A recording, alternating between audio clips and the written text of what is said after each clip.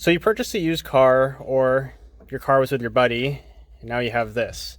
So today we're going to show you how to take each wire and figure out what's going on and repair all this so you don't have to deal with this anymore.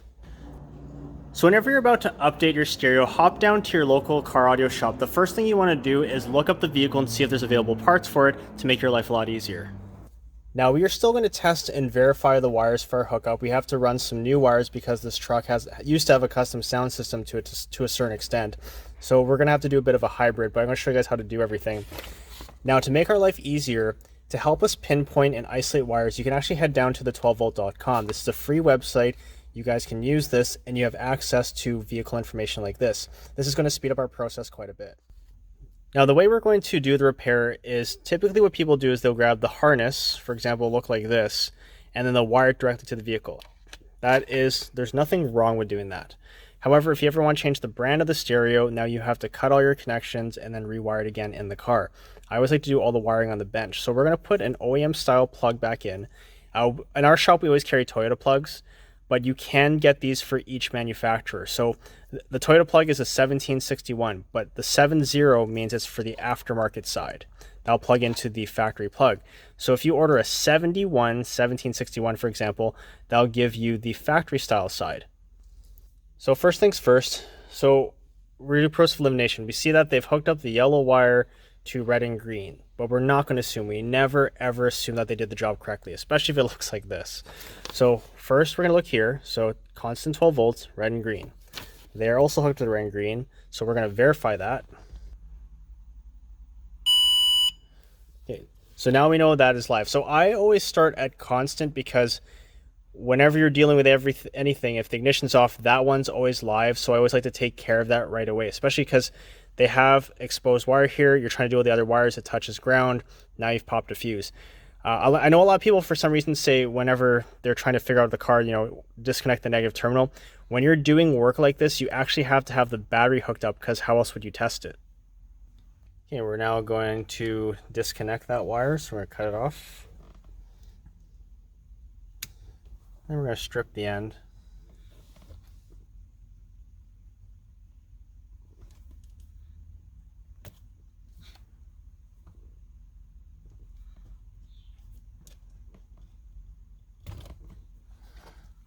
And then we're going to now connect our new yellow wire.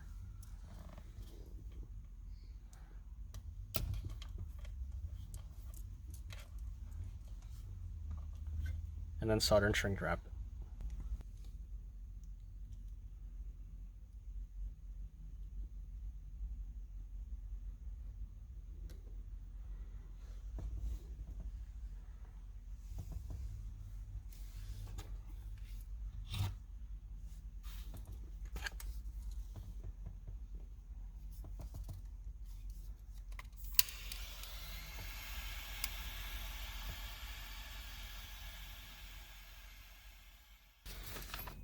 All right, so next we're going to look for switched accessory or switched 12 volts. So we can see here it says that it's green and white. So looking here, we found a green and white that they didn't use before. They actually used green and red, which is the cigarette adapter. The reason why I don't like to go on that one is if you plug in, let's say, some sort of charging device, what's going to happen is you're now sucking up some amperage to turn on the deck and run whatever device. Now, technically, this wire only tells the deck to turn on. It doesn't really take much amperage, but why use that circuit when I have a dedicated one right here? So the way we're going to test it is we're going to go to on. And you see it switches with my key. And then if I went to start, it would just go to ground momentarily. So you see how my voltage dropped? Because during the crank cycle, this loses power. That way more power can go to the starter. Now another thing you want to test is turn on the lights. Turn on all the circuits, because just in case for some reason you grabbed the wrong one and you grabbed Illumination by accident, it's typically not the case, but you need to verify that.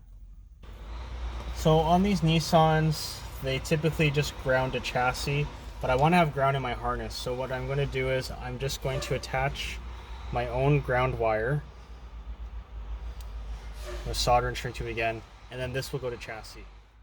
And as a general rule, we like to crimp and solder all our ring terminals. So now we're going to do ground. I'm testing the subframe because there are some fasteners here. So I do have ground down here.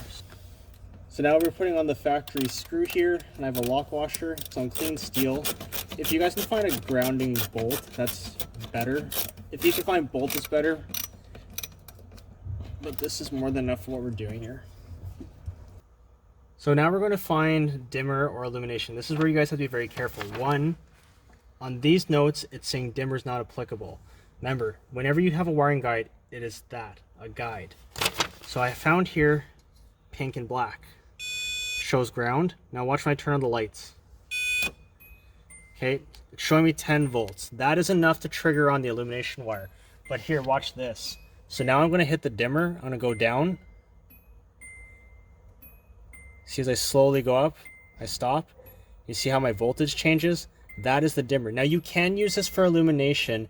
If the deck has specifically dimmer, hook it up to that, because some decks, it's rare nowadays, but some decks will actually dim the lights for you as the voltage will change. So make sure you're checking for true dimmer or true illumination.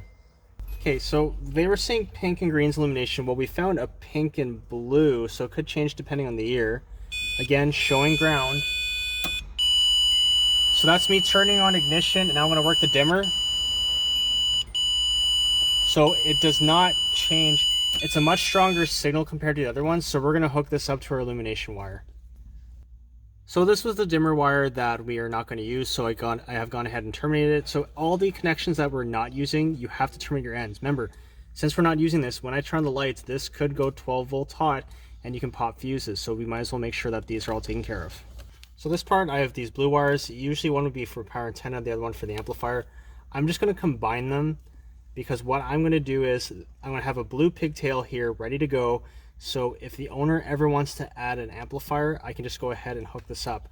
What that will do is whenever I build my harness on the bench, we'll show you that to you guys afterwards, I will be able to hook up the amplifier every single time, even if it's aftermarket. Okay, so the reason why I want you guys to figure out your power wires, like your illumination, switch power, main power, and ground, is because it removes a lot of wires out of the equation. So now you have a bunch of wires left over. So we're running our own wires for speakers, so for us it's pretty easy, but let's say you have 4 more or 8 more of these wires. What you're going to do quickly is go through all of them and make sure none of them show ground. What that allows you to do is, now you've isolated, they're all open circuits, you hook up ground to 1, just pretend I have 8 speakers, and I'll go like, if it's like this, I will go through all of them until I hit this. So we had our sample wires, all of them showed open. Now I have 1 wire hooked up to ground and another wire over here. So I'm completing the circuit through the speaker. So now I want to verify which speaker it is. So I'm going to take my tone generator and turn on. Now I'm going to play a tone. So now I'm verifying which position it is. So this is front right. So I want to hook that up to gray, and then white's going to be left, green's going to be driver's rear or left rear, and then if I had purple, it'd be right rear or passenger rear. All right, now we've done all our wiring on the bench. So this is what I'm talking about. When we have this plug, now we can just unplug it. If we ever change the brand of the deck, cut all our connections, rewire it, nice and easy. And now all we have to do is just plug it in. You can see all our wiring is nice and clean. Taped everything together with interior Tessa. And here is our aftermarket harness for our new head unit. All right, let's try it. I'm just going to verify that the speakers do work.